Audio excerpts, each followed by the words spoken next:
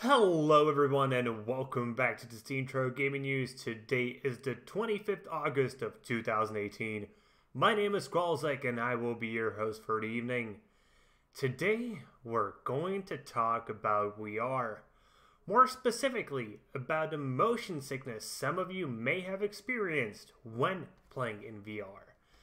As Palmolucky, one of the founders of Oculus Rift, has announced that he plans to have a solution for what is called virtual reality locomotion sickness available sometime later this year, and he plans to have it open source for everyone to use. But first we should actually talk about what VR motion sickness is. And if you haven't experienced it, it's pretty much the same feeling as if you're, let's say, riding in a bus and you're reading and suddenly you're feeling somewhat sick. It's the discrepancy between your body experiencing movement and your eyes not really seeing the same movement happening. And but the reversal actually happens in VR, where your eyes see your world moving, but your body isn't experiencing movements.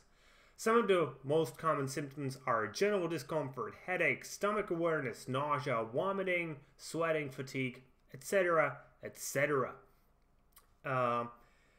It's also different from simulator sickness.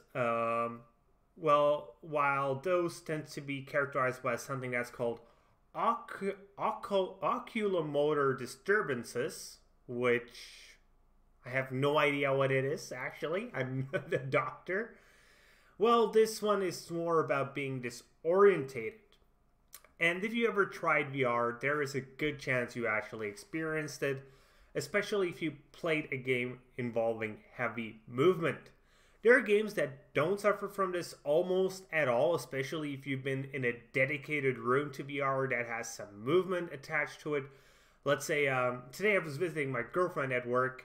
She was selling ice cream at a store, and right across the hall to her, there was this VR machine where they would essentially give you an Oculus Rift, sit you in a chair, and you would experience a beautiful landscape. The thing is, at the same time as you have the Rift on top of your head, the chair is moving to mimic what you're actually experiencing in the virtual reality. But most of us don't have the option to have that at home. So most people who experienced virtual reality sickness is either people who have a virtual reality set at home or went to something like an arcade. The question is, how exactly is Palmolucky wanting to get rid of this? And a Redditor by the name of H555 at Haney5555, 4 fives, I don't know how many I said, and asking whether it will be a software or a hardware solution. And Palmolucky replied, hardware and software. I'm aiming to open source the design later this year. Not aware of anyone else working on this branch of the problem. And this is quite interesting. A hardware and a software solution is probably the best approach to this kind of thing. On the other hand, it probably largely means that any existing headsets that you have for VR will not be able to accommodate this very easily, or you will have to buy some sort of accessory to actually make it happen in those. The only other way I can see this happening is something like a firmware update. Who knows, maybe that is something Oculus Rift or HTC Vive could do, but even PlayStation VR, which is, by the way, the most popular headset by a mile. I remember reading that they have sold around 3 million headsets, and that's actually a good number, surprisingly so. And I've tried PSVR. It's nothing compared to playing on a Rift or even an HTC Vive, especially the Pro Edition. But for just casual VRing, I think it works out pretty fine. It's like a thing you can actually buy somewhat cheap, have it at home, and it's quite interesting. But the vast majority of VR that is being used is actually the Google one, where you slot in a phone in that cheap cardboard thing, and you don't use it to play games mostly. You either use it to experience like beautiful landscapes.